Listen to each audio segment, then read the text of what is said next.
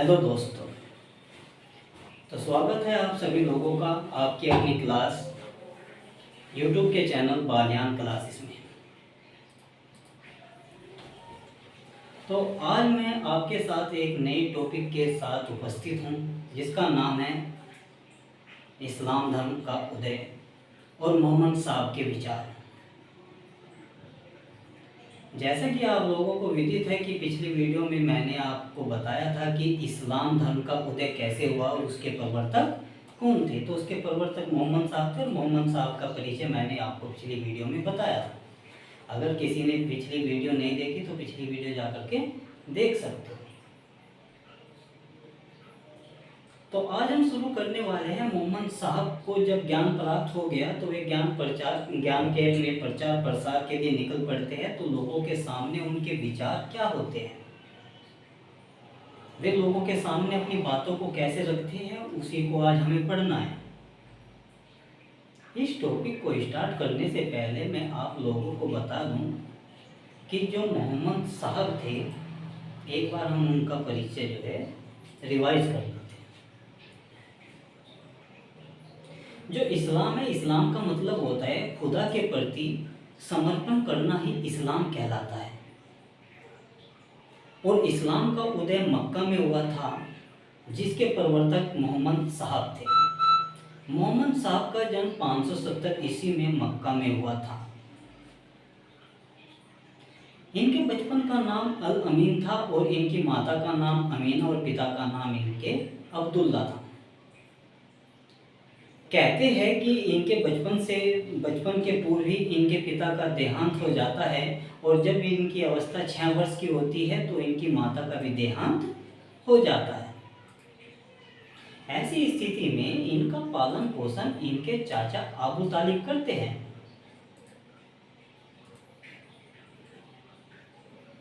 इनकी माता के देहांत के बाद इनका जो पालन पोषण है वो इनके चाचा अबू तालिब करते हैं। इनका बचपन बहुत ही निर्धनता में गुजरता है क्योंकि इनके जो चाचा है अबू तालिब वो एक निर्धन व्यक्ति थे। वो गरीब परिवार से आते थे, उनकी आर्थिक स्थिति अच्छी नहीं थी। जब मोहम्मद साहब थोड़े बड़े हुए तो इन्होंने भेड़ बकरियों का पालन करना शुरू किया। धीरे धीरे इनकी ईमानदारी और इनका जो विश्वास था वो लोगों को लुभाने लगा और लोगों ने इनको काम देना शुरू कर दिया। तो इस तरह से ये अपने विश्वास और ईमानदारी के बल से जीविकोपार्जन करने लगे। जब ये 25 वर्ष के हो जाते हैं तो 25 वर्ष की अवस्था में इनकी शादी 40 वर्ष की एक विधवा और धनी स्त्री खादीजा से कर दी जाती है। जो खादीजा है वो उम्र में इनसे काफ़ी बड़ी होती है, उनसे इनकी शादी कर दी जाती है। 40 वर्ष की उम्र में 610 ईस्वी में मक्का में हीरा नामक गुफा में इनको खुदाई इल्हाम यानी कि ज्ञान प्राप्त होता है। और जब इनको ज्ञान प्राप्त होता है तो ये नए नाम से जाने जाते हैं। जैसे महात्मा बुद्ध को ज्ञान प्राप्त हुआ था तो वे तथागत या बुद्ध के नाम से जाने गए थे, ऐसे ही मोहम्मद साहब भी अलग अलग नामों से जाने गए। मोहम्मद साहब को पैगंबर कहा गया। पैगंबर का मतलब होता है इस्लाम धर्म का प्रवर्तक। मोहम्मद साहब को नबी कहा गया। नबी का मतलब होता है सिद्ध पुरुष, और सिद्ध पुरुष उसे कहते हैं जो सच्चाई को जान चुका हो, जिसने सत्य को जान लिया हो। मोहम्मद साहब को ही रसूल कहा गया। रसूल का मतलब होता है देवदूत। कहते हैं जब इनको ज्ञान प्राप्त हो जाता है तभी जिब्राइल नामक देवदूत इनको एक किताब, कुरान नामक एक किताब भेंट करता है। मुस्लिम समुदाय के लोग कहते हैं कि जो ये कुरान किताब है ये एक आसमानी बुक है, इसको किसी ने नहीं लिखा। ये तो मोहम्मद साहब को आसमान से प्राप्त हुई है, एक आसमानी बुक है, आसमानी किताब है। तो ये जो जिब्राइल है इनको खुदा का संदेश देते हैं और कुरान इनको भेंट करते हैं।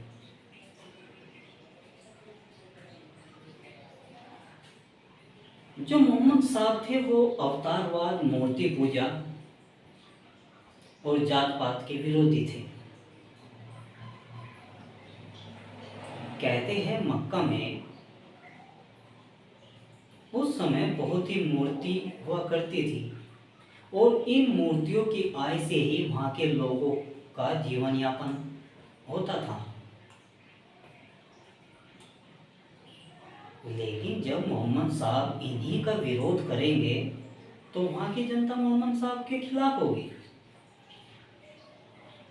मोहम्मद साहब कहते थे वहाँ के लोगों को कि जिन देवी देवताओं को तुम खुदा की संतान मानकर उनकी पूजा करते हो उनका तो कोई अस्तित्व ही नहीं है। अगर तुम्हें खुदा की पूजा करनी है तो उनकी सीधे आराधना कीजिए, उनसे सीधा संपर्क कीजिए। इसी बात को लेकर के वहाँ के जो मक्का के जो लोग थे वो मोहम्मद साहब के विरोधी हो जाते हैं। फिर एक समय आता है 619 ईस्वी का। 619 ईस्वी में इनकी पत्नी खादीजा और आबू तालिब का देहांत हो जाता है। जब इनके चाचा आबू तालिब का देहांत हो जाता है तब मोहम्मद साहब को वहाँ के लोगों का विरोध का सामना करना पड़ता है।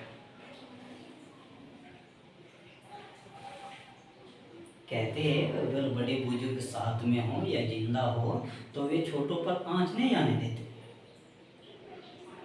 लेकिन यहाँ तो मोहम्मद साहब के आबू चाचा जो आबू तालिब थे उनका देहांत हो जाता है। इसी समय कुरैशी कबीला के जो राजा बनते हैं वो अबू जहल बनते हैं और अबू जहल मोहम्मद साहब को कबीले का संरक्षण नहीं देते। इस समय मोहम्मद साहब की जो स्थिति है वो एक बहिष्कृत सामाजिक व्यक्ति की हो जाती है।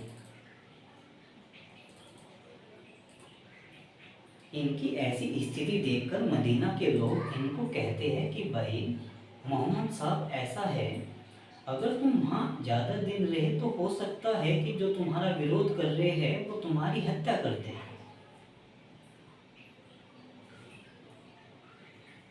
तो हो सके तो आप मदीना चले आइए। ये समय होता है 622 ईस्वी का और दिन होता है 24 सितंबर। तो इस दिन 24 सितंबर 622 ईस्वी को मोहम्मद साहब मक्का से मदीना चले आते हैं। इसी को इस्लाम धर्म में हिजरत कहा गया और इसी टाइम पीरियड को हिजरी सम्मत के नाम से जाना गया, यानी कि मुस्लिम कैलेंडर के नाम से जाना गया। तो जो मुस्लिम कैलेंडर है वो हिजरी सम्मत कहलाता है, जो 24 सितंबर 622 से शुरू होता है।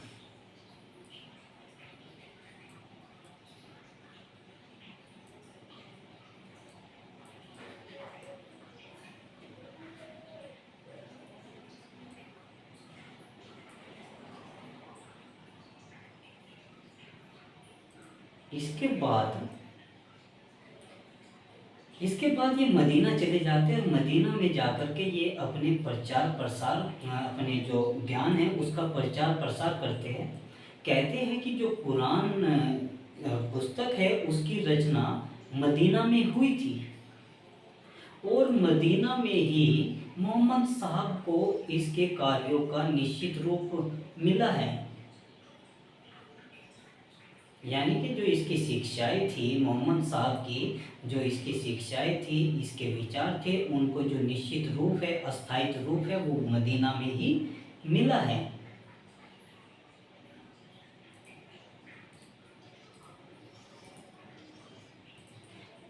फिर एक वर्ष आता है 632 ईस्वी। 632 ईस्वी में मोहम्मद साहब की मृत्यु हो जाती है और इनको मदीना में ही दफना दिया जाता है।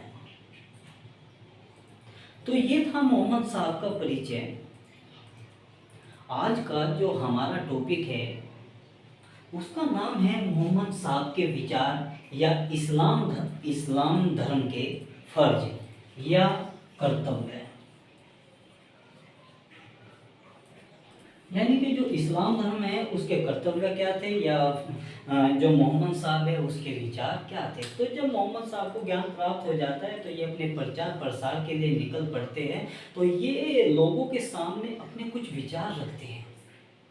ये कहते हैं कि जो मुस्लिम लोग हैं, मुस्लिम समुदाय के जो लोग हैं, उनको ये 5 फर्ज निभाने चाहिए। कितने फर्ज निभाने चाहिए?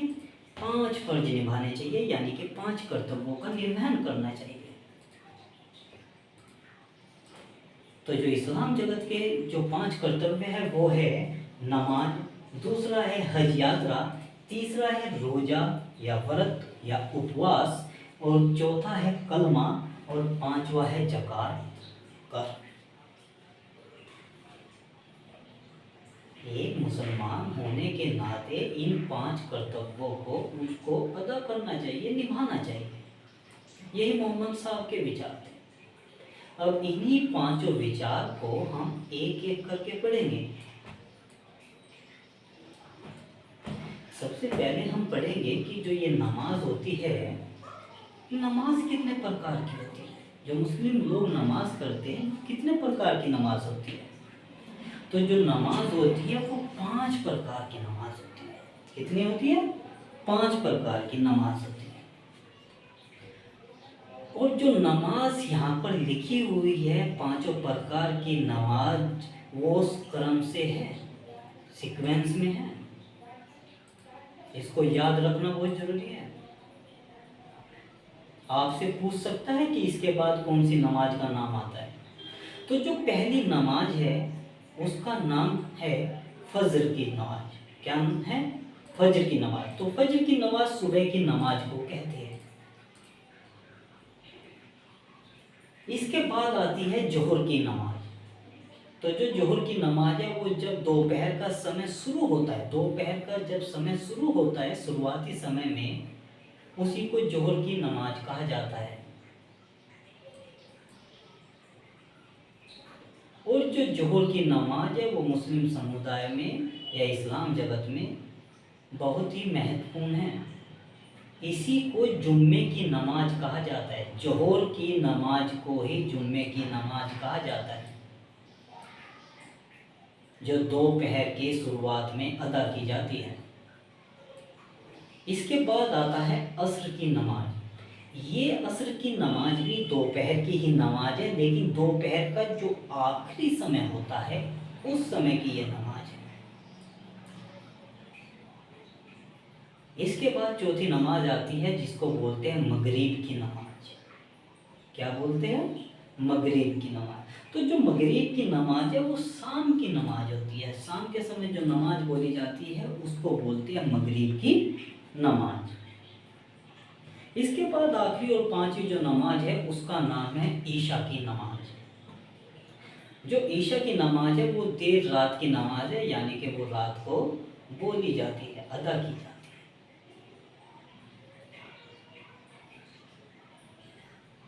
मैं नमाज के बारे में आपको एक बात बता दूं कि 5 वक्त की नमाज करना बहुत ही मुश्किल काम है। हर एक मुसलमान इसको पूरा नहीं कर पाता। 5 वक्त की नमाज हर एक मुसलमान पूरा नहीं कर पाता।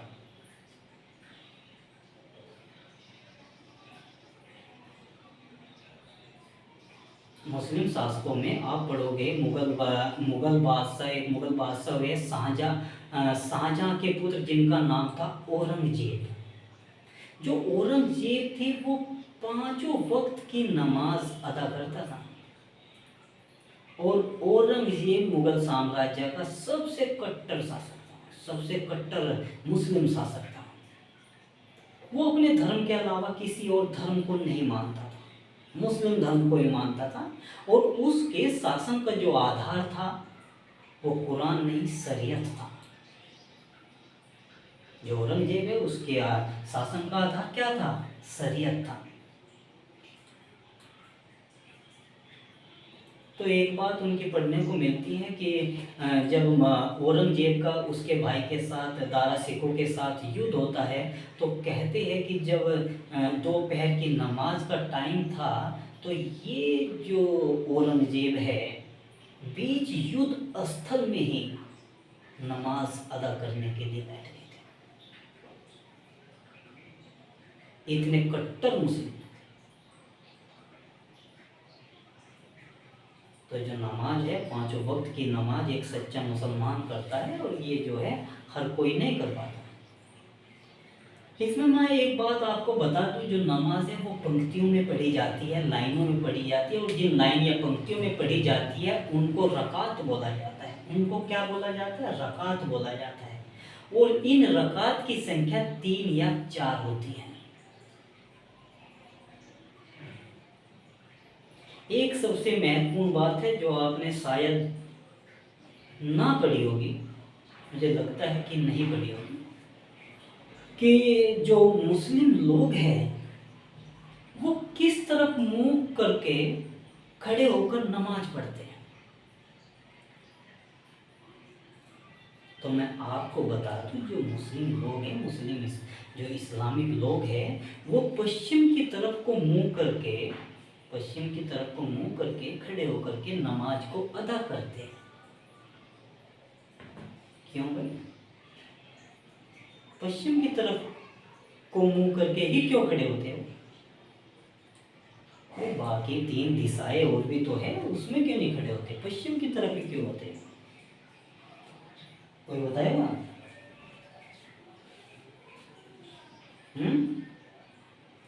हाँ, ये सही बताया। क्योंकि पश्चिम की तरफ मुंह करके इसलिए खड़े होते हैं कि जो मक्का है, इनका पवित्र स्थल वो पश्चिम दिशा में ही है, और उसकी तरफ मुंह खड़े होकर के ये नमाज को अदा करते हैं। इस पश्चिम दिशा को फारसी में किबला कहा गया। क्या कहा गया? इसी को क्या कहा जाता है? किबला कहा जाता है। क्या कहा जाता है? पश्चिम दिशा को किबला कहा जाता है। आपसे क्वेश्चन पूछ सकता है कि किबला क्या है? तो किबला क्या है? कि किबला एक दिशा है पश्चिम की। ठीक है। अब इसमें एक बात और है, ये मक्का की तरफ मुंह करके खड़े होते हैं, और मक्का जो है बहुत बड़ा शहर है। आपने देखा होगा कि मक्का बहुत बड़ा शहर है, और उसमें एक घनाभकार आकार का काले पत्थरों से एक इमारत बनी हुई होती है। आपने इमेज देखी होगी, काले पत्थरों की जो इमेज होती है उसी को बोलते हैं काबा। क्या बोलते हैं? काबा। ये जो काबा है ये मक्का में है, और इसी की परिक्रमा करते हैं मुस्लिम लोग। जब हज यात्रा पर जाते हैं तो इसी की परिक्रमा करते हैं, काबा की। तो ये था नमाज। ठीक है। नमाज के बाद आता है रोजा। तो जो मोहम्मद साहब है वे कहते हैं कि प्रत्येक मुसलमान को अपने जीवन में रोजा जरूर रखना चाहिए, यानी कि उपवास या व्रत जरूर रखना चाहिए।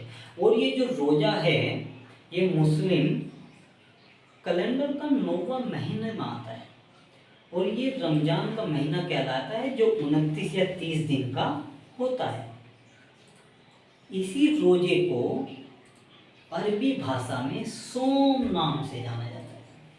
क्या कहा जाता है? सोम कहा जाता है।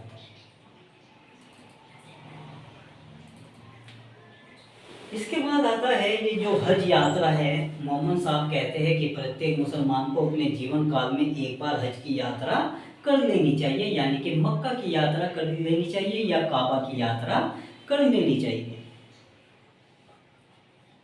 जरूर करनी चाहिए। ये कौन कहता है? मोहम्मद साहब कहते हैं। और जो मक्का की यात्रा या हज की यात्रा है ये 5 दिन की होती है। कितनी होती है? 5 दिन की। इसके बाद आता है कलमा। क्या आता है? कलमा। तो जो कुरान है, जो कुरान इस्लामिक जो पवित्र पुस्तक है, उनमें से कुछ पंक्तियाँ, अच्छी पंक्तियाँ अच्छी बातें, अच्छी बातों को निकाल करके अलग लिखा गया है, जिनको कलमा कहा गया है।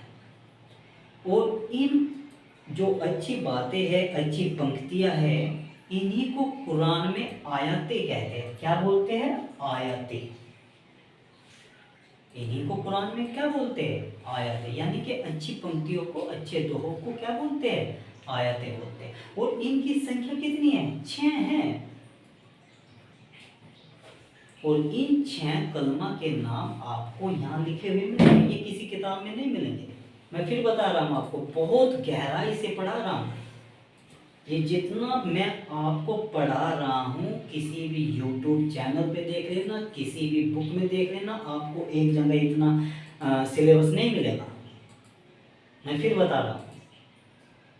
तो जो कलमा है उनकी संख्या कितनी है? 6। तो पहला जो कलमा है वो कहलाता है तैयबा, जो दूसरा कलमा है वो कहलाता है शहादत, जो तीसरा कलमा है वो तमजीद कहलाता है, और जो चौथा कलमा है वो तौहीद कहलाता है, और 5वां कलमा अस्तगफर कहलाता है, और छठा कलमा कुफ्र कहलाता है। अब जो ये मैंने आपको कलमा के नाम बताए, ये फारसी भाषा में है, और फारसी भाषा में अगर लिखे हुए ऐसे मिलेंगे तो आप इनका मतलब नहीं निकाल पाओगे। क्या मतलब होता है तैयबा का?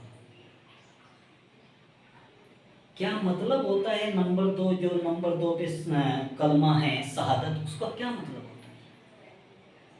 तो इनके जो मतलब है वो मतलब लिखे हुए हैं यहाँ पर। तो जो तैयबा कलमा होता है उसका मतलब होता है, जो एक सच्चा मुस्लिम होता है वो इस्लाम धर्म के क्या होता है? आस्तिक होता है। खुदा के क्या होता है? आस्तिक होता है। खुदा को मानता है सच्चा जो मुस्लिम होता है, इसी को तैयबा कलमा कहा गया है। दूसरा कलमा होता है शहादत। क्या होता है? शहादत। शहादत का मतलब ये होता है कि जो मुसलमान है वो गवाही देता है कि मैं मोहम्मद साहब और खुदा की बातों को मानता हूँ। ये कौन सा कलमा है? ये दूसरा कलमा। तीसरा कलमा है तमजीद, और तीसरा कलमा जो तमजीद है वो क्या होता है? इस कलमे में अल्लाह जो होता है उसकी महिमा का बखान किया गया है, इसी को तीसरा कलमा कहा जाता है। चौथा कलमा होता है तौहीद। तौहीद जो कलमा होता है उसमें कहा गया है कि ईश्वर एक है, इसमें ईश्वर की एकता पर बल दिया गया है। और जो चौथा कलमा है उसका नाम है अस्तगफर, जिसका मतलब होता है अगर कोई मुसलमान कुछ गलती कर बैठता है तो वो अल्लाह से या भगवान से क्या मांगता है?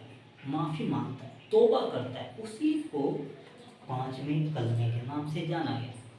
इसके बाद आखिरी छठा कलमा आता है कुफ्र।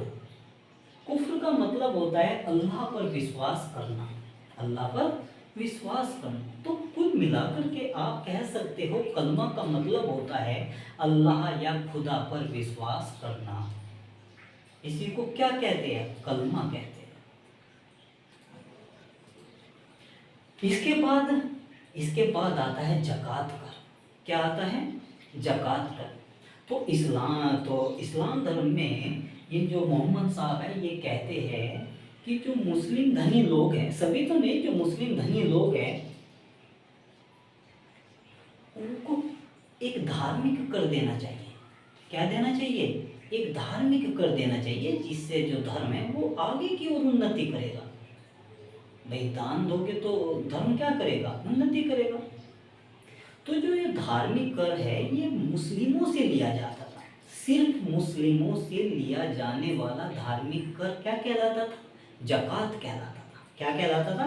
ज़कात कहलाता था, जो व्यक्ति की आय का 2.5% या 1/40 भाग होता था। कितना होता था? 2.5% या 1/40 भाग होता था। तो ये जो हमने अभी तक आपको पढ़ाया है ये है मोहम्मद साहब के विचार। क्या है? मोहम्मद साहब के विचार या इस्लाम धर्म के फर्ज या कर्तव्य। तो ये जो है हर एक मुस्लिम व्यक्ति को मानने चाहिए। एक बार कहते हैं कि जो स्वामी विवेकानंद है, इनसे एक समारोह में चर्चा हो रही थी कि क्या मतलब हर किसी इंसान को, किसी न किसी इंसान को किसी न किसी धर्म का अनुयायी होना चाहिए। मतलब किसी ने विवेकानंद से पूछा कि क्या किसी इंसान को किसी न किसी धर्म का अनुयायी होना चाहिए। तो यहाँ पर विवेकानंद जी ने कहा कि हाँ, हर एक व्यक्ति को, प्रत्येक मनुष्य को किसी न किसी धर्म का अनुयायी होना चाहिए, चाहे वो इस्लाम धर्म हो या वो हिंदू धर्म हो या वो ईसाई धर्म हो या बुद्ध धर्म या जैन धर्म हो। तो एक न एक व्यक्ति ऐसा होना चाहिए जो एक धर्म को मानता हो। क्यों? ऐसा क्यों? उस व्यक्ति ने विवेकानंद साहब से सवाल किया कि ऐसा क्यों होना चाहिए अनुयायी, जरूरी थोड़े है। उसने कहा जरूरी है। उसने कहा जरूरी है क्योंकि कोई भी धर्म, चाहे वो इस्लामिक हो, चाहे वो बौद्ध हो, चाहे वो जैन हो, चाहे वो हिंदू हो, कोई भी धर्म अनैतिक शिक्षा नहीं देता। कोई भी धर्म गलत विचार नहीं बताता, कोई भी धर्म गलत बातें नहीं बताता। और जब कोई धर्म गलत बातें नहीं बताएगा, अनैतिक बातें नहीं बताएगा, तो कोई व्यक्ति अनैतिक कार्य ही नहीं करेगा। विवेकानंद ने कहा है कि हर एक व्यक्ति को किसी न किसी धर्म का क्या होना चाहिए, अनुयायी होना चाहिए। ठीक है, ये थे मोहम्मद साहब के विचार। इसके बाद हम बात करते हैं इसकी कुछ अन्य बातों को। तो ये जो कुरान है, पहले देखते हैं ये जो कुरान है, मुस्लिम समुदाय के लोग कहते हैं कि ये जो कुरान है ये एक आसमानी पुस्तक है जो जिब्राइल ने मोहम्मद साहब को भेंट की थी। और ये इसमें 114 अध्याय है और 6360 पद है। और जो ये कुरान है, मैं बता दूं, ये जो कुरान है जब ये मोहम्मद साहब को भेंट की थी तो ये अरबी भाषा में लिखी हुई थी। किस में लिखी हुई थी? अरबी भाषा में लिखी हुई थी।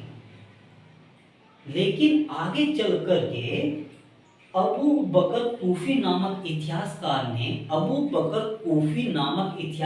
ने इनका फारसी में अनुवाद किया था।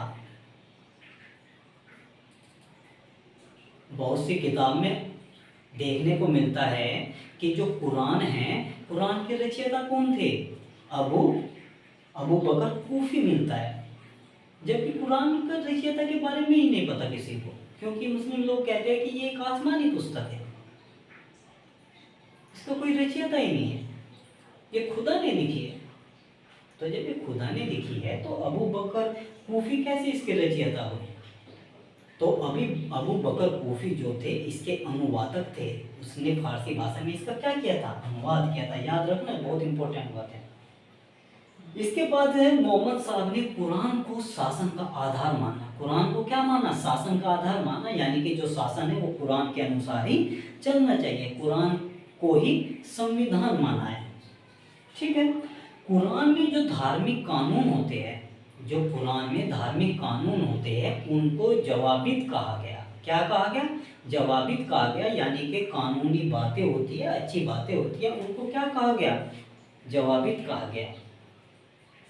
इसी में कहा गया शरीयत का पालन न करने पर फतवा जारी किया जा सकता है। शरीयत का पालन न करने पर फतवा जारी किया जाए। शरीयत क्या है? शरीयत भी कुरान में अच्छी बातों को कहा गया है, कुरान के नियमों को कहा गया है, कुरान के कानूनों को कहा गया है। अगर कानून या नियमों का पालन नहीं करेंगे तो उसके खिलाफ क्या जारी होगा? फतवा जारी होगा। आज भी जारी होता है। बड़ी बड़ी मस्जिद के जो मौलवी काजी होते हैं, अगर मौलवी काजी होते हैं, अगर उनमें से कोई इस्लाम धर्म के कानूनों का अवहेलना या उल्लंघन करता है तो उनके खिलाफ फतवा जारी किया जाता है। इसके बाद इस्लाम धर्म में कुरान और हदीस का बहुत ही महत्व है। कुरान और हदीस इस्लाम धर्म की दो महत्वपूर्ण पुस्तक है, दो पवित्र पुस्तक है, और इनमें बहुत छोटा सा अंतर है। कुरान क्या है, हदीस क्या है। तो मैं आपको बता दूं कि जो कुरान है वो एक आसमानी पुस्तक है जिसको खुदा ने लिखा है, और उस कुरान में मोहम्मद साहब के बारे में कुछ भी नहीं लिखा, सिर्फ खुदा के संदेश लिखे हुए हैं, खुदा की बातें लिखी हुई हैं। लेकिन जो हदीस पुस्तक है उसमें मोहम्मद साहब के कार्यों का, विचारों का वर्णन किया गया है। तो जो हदीस है वो मोहम्मद साहब पर आधारित है, जो कुरान है वो खुदा या इस्लाम पर आधारित है। यही अंतर है इन दोनों। इसके बाद मोहम्मद साहब क्या करते हैं, देखो मोहम्मद साहब एक नई परंपरा चलाते हैं। उस समय के लोग जो है कबीले में रहते थे, यानी कि झुंडों में, समुदाय में रहते थे।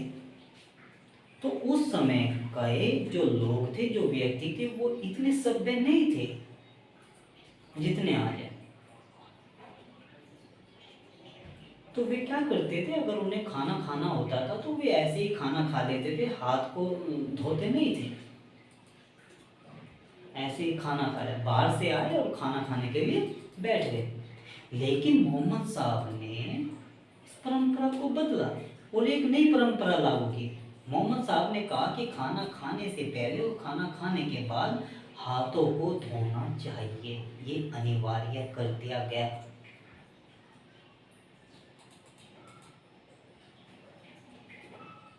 इसके बाद मोहम्मद साहब का जो जन्म होता है वो 570 ईस्वी में होता है, और इसके जन्म दिवस पर एक त्योहार मनाया जाता है जिसको संक्षिप्त में ईद बोलते हैं। क्या बोलते हैं? ईद बोला जाता है। लेकिन अगर आपसे इसका पूरा नाम पूछ लिया जाए तो इसका पूरा नाम है ईद मिलाद उन नबी। ईद मिलाद उन नबी, ये जो पर्व मनाया जाता है ये मोहम्मद साहब के जन्म पर मनाया जाता है। इसके बाद मोहम्मद साहब क्या कहते हैं? मोहम्मद साहब कहते हैं कि मैं अवतारवाद को नहीं मानता। मैं नहीं मानता कि जो खुदा है वो एक अवतार के रूप में जन्म लेते हैं। जो खुदा है वो अवतार के रूप में जन्म नहीं लेते, यानी कि ये अवतार को मानते ही नहीं। ये मूर्ति पूजा को भी नहीं मानते, मूर्ति पूजा का भी खंडन करते हैं। ये भी मूर्ति पूजा का खंडन करते हैं, तभी तो मक्का के लोग इसके विरोधी होते हैं।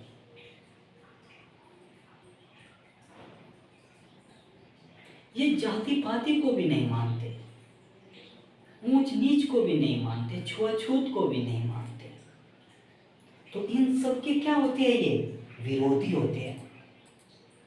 ये एक ही ईश्वर को मानते हैं। ये कहते हैं कि अल्लाह है, भगवान, वो क्या है? वो एक ही है, और इसी को एकेश्वरवाद कहा गया।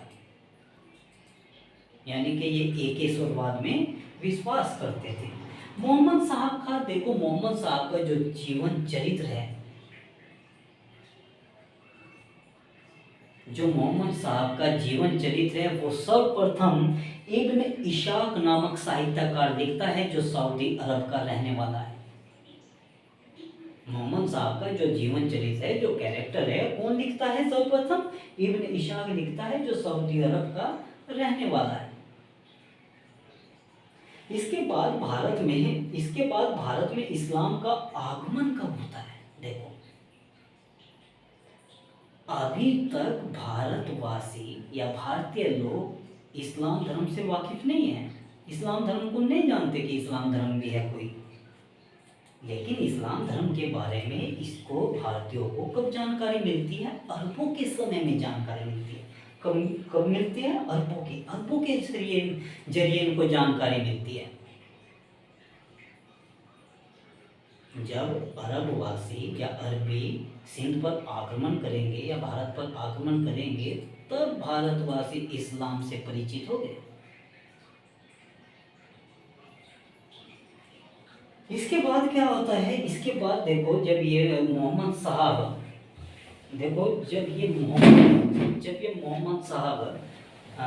मदीना में चले जाते हैं। कहाँ चले जाते हैं? मक्का से मदीना में चले जाते हैं।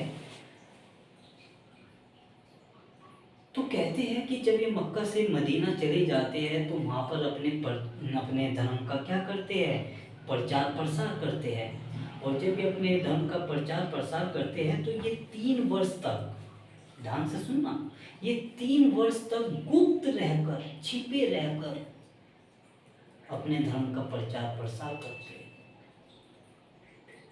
इसके बाद एक देवीय आदेश आता है, और देवीय आदेश ये होता है, देवीय आदेश यानी कि आकाशवाणी होती है कि भाई पैगम मोहम्मद साहब, तुम तो खुदा के पैगंबर हो, तुम्हें छिपने की जरूरत नहीं है, तुम तो खुदा के संदेश के लिए ही आए हो इस धरती पर, तो खुलेआम अपने विचारों को प्रकट कीजिए, खुलेआम अपने लोगों के सामने अपने विचारों को रखो। तो ये उसके बाद यानी कि 624 ईस्वी में अपने विचारों को प्रकट करते हैं खुलेआम। जब ये अपने विचारों को प्रकट करने लगते हैं तो ये बात जो है मक्का के कुरैशी कबीला के जो लोग थे उनको राज नहीं आती, उनको ये बात रासी नहीं आती, अच्छी नहीं लगती। तो वे क्या करते हैं, वे इस पर आक्रमण करते हैं मोहम्मद साहब पर। तो जब वे मोहम्मद साहब पर आक्रमण करने के लिए मक्का से मदीना की तरफ चलते हैं तो मदीना में मोहम्मद साहब को भी इस बात की जानकारी हो जाती है कि मक्का के लोग उस पर आक्रमण करने आ रहे हैं। तो इसी बीच मक्का और मदीना के बीच में एक जगह पड़ती है बद्र। 624 ईस्वी में बद्र में दोनों का आमना सामना होता है और दोनों के बीच में युद्ध हो जाता है, और इस युद्ध में मोहम्मद साहब की विजय होती है और कुरैशी कबीला की क्या होती है, हार होती है। इसके बाद एक और स्थान होता है उहुद। इसके बाद एक और स्थान होता है, वहीं पर उहुद होता है। उहुद में भी इन दोनों का सामना होता है, लेकिन ये जो सामना होता है कुरैशी कबीले वालों का मोहम्मद की सेना का, ये 625 ईस्वी में होता है, और इसमें भी कुरैशी कबीले वालों की पराजय होती है और मोहम्मद साहब क्या होते हैं, इसमें विजयी हो जाते हैं। इसके बाद तीसरा युद्ध और होता है दोनों के बीच में, जिसको डिच का युद्ध बोलते हैं। क्या बोलते हैं, डिच का युद्ध। और जो डिच का युद्ध हुआ था वो 627 ईस्वी में हुआ था। इसमें हुआ था 627 ईस्वी में हुआ था। तो अगर आपसे पूछ लिया जाए कि इस्लाम धर्म का जो पहला युद्ध है, इस्लाम धर्म का जो पहला युद्ध है वो कौन सा है, तो इस्लाम धर्म का पहला युद्ध बद्र का युद्ध है। किसका युद्ध है, बद्र का युद्ध है, जो 624 ईस्वी में हुआ था। और ये बातें मैं आपको फिर कह रहा हूँ, ये बातें आपको कहीं नहीं मिलेगी।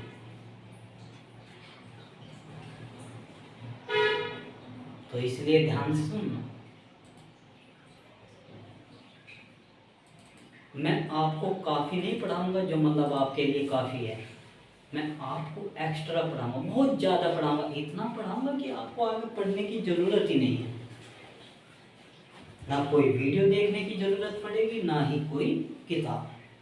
इसके बाद क्या होता है, देखो, जब ये मोहम्मद साहब तीनों युद्धों को जीत जाते हैं तो ये कुरैशी कबीला के राजा बन जाते हैं। क्या बन जाते हैं, राजा बन जाते हैं। उससे पहले राजा नहीं बनते कुरैशी कबीला के, लेकिन इन तीनों युद्धों को जीतने के बाद इनके प्रभुत्व में क्या होती है, वृद्धि होती है और ये राजा बनते हैं वहाँ के।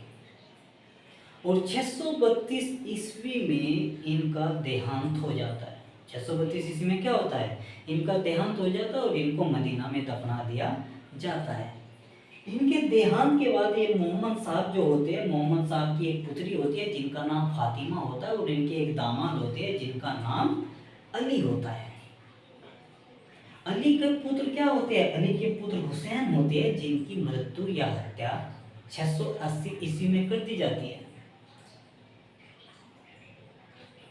अब हम इससे आगे यही पढ़ने वाले हैं कि मोहम्मद साहब की मृत्यु के बाद इस इस्लाम जगत का क्या होता है, इस इस्लाम जगत का राजा या शासक कौन बनता है। तो इससे आगे हम इसको देखेंगे, ठीक है। तो इस वीडियो को लाइक करो, शेयर करो और सब्सक्राइब करो, ठीक है।